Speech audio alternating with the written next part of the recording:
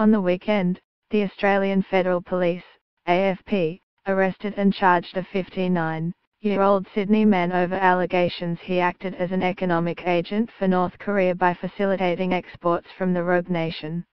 The AFP claims he has committed offences under the Weapons of Mass Destruction, Prevention of Proliferation, Act.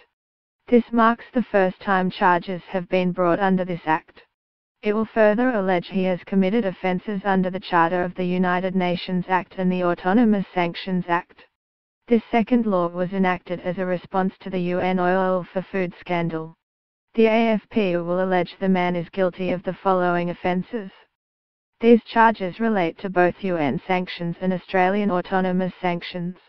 It is set against the background of recent tougher UN sanctions against North Korea in respect of its nuclear and missile programs. What are these laws?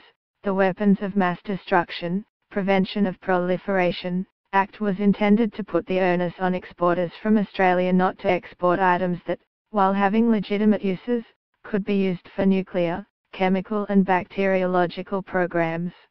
Relevant to these charges, the Act also provides generally that where a person supplies goods to another, believing or suspecting on reasonable grounds that the goods may be used in a program for the development, production, acquisition or stockpiling of weapons of mass destruction, the person is guilty of an offence punishable by imprisonment for a maximum of 8 years.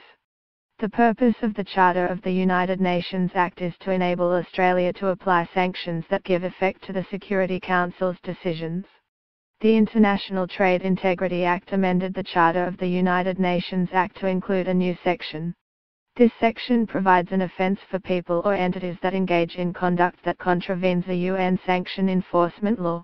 The International Trade Integrity Act was intended to enhance the operation of Australian laws.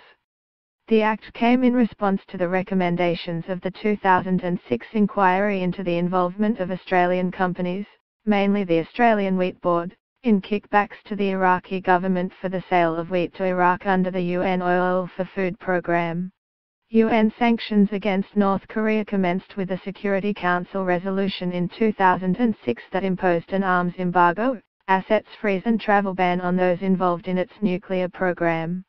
It also banned a range of imports and exports to prohibit the country from conducting nuclear tests or launching ballistic missiles. UN sanctions against North Korea have been amended and extended several times since. In August 2017, a resolution imposed a complete ban on North Korea coal exports.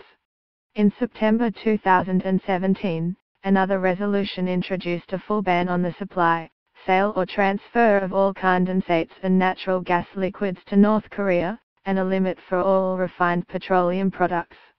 In response to UN sanctions, Australia prohibits the procurement of coal from North Korea and the import of any items banned by UN sanctions as relevant to the country's ballistic missile program.